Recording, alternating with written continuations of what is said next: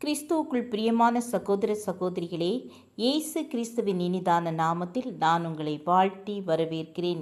இன்றைய தினம் நாம் தியானிப்பதற்காக தெரிந்து கொண்ட வசனம் சங்கீதம் 37:5.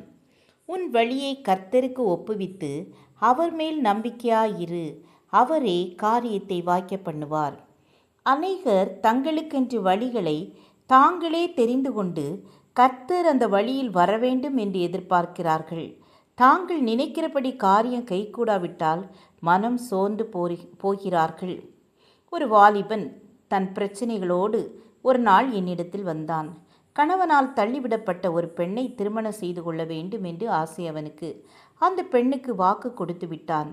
எனவே அவன் அந்த பெண்ணை திருமணம் செய்வதற்கு அங்கீகரிக்கும் வேத வசனங்களை எல்லாம் குறித்து கொண்டு அநேக ஆதாரங்களோடு வந்தான்.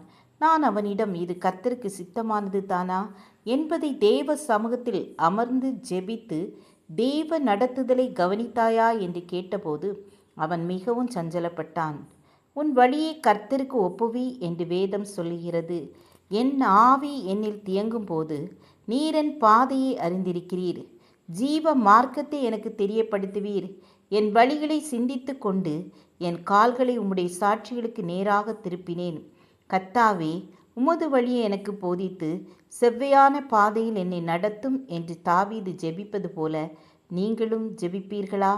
கர்த்தருடைய வழிகளிலே நடக்க தீர்மானியுங்கள். ஜெபம் செய்வோம்.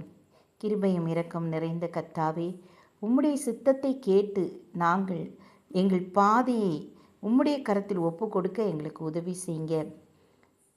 எங்கள் கால்களை உம்முடைய சாட்சிகளுக்கு நேராக திருப்ப உதவி செய்யுங்க.